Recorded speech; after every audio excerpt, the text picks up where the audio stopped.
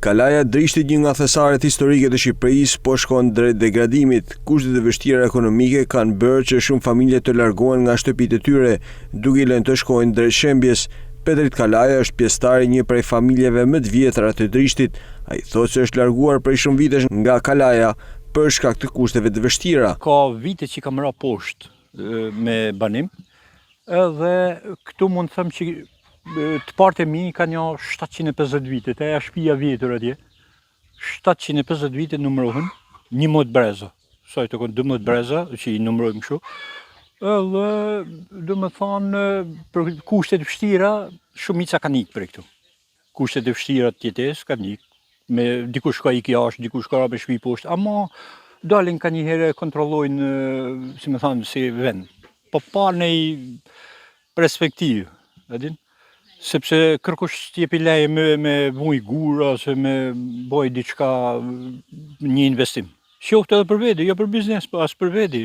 54 vjeçari kthehet her pas here, ku edhe kujdeset për tokën e të parëve, por ajo që e shqetëson Petritin është mungesa e lejeve për restaurimin e shtëpive të tyre shekullore. Unë kam ardhur këtu me pajë të vendit, tu me pastru në therr në gjë.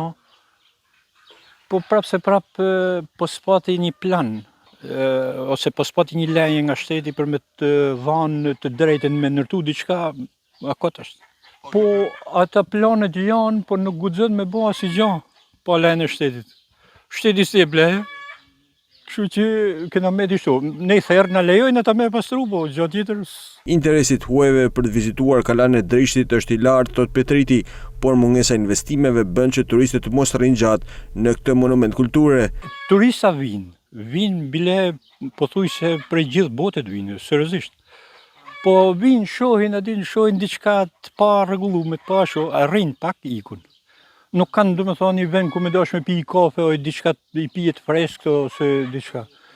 Nuk ka, atë. Dëshira e Petritit është të rikthehet në tokën e të parëve, por kërkon nga institucionet që të lejojnë restaurimin e banesave. Tash, me thonë drejtën, unë kisha pas qejf me dal ka. Me kanë gjë që shteti për shembull t'jep leje me boj ndërtesë drunit qoftë ose gurit. Nuk kërkojmë asnjë ndihmë përveç lejes. Ndërkohë pak ditë më parë u bë mundur një ndërhyrje restauruese nga Dërët e Shkodër e kishës Trikonçe në Kalan e Drishtit, monument kulture kategorisë së parë. Kjo kishë është një dëshmi e çmuar e arkitekturës kishtare e shekullit 10-11.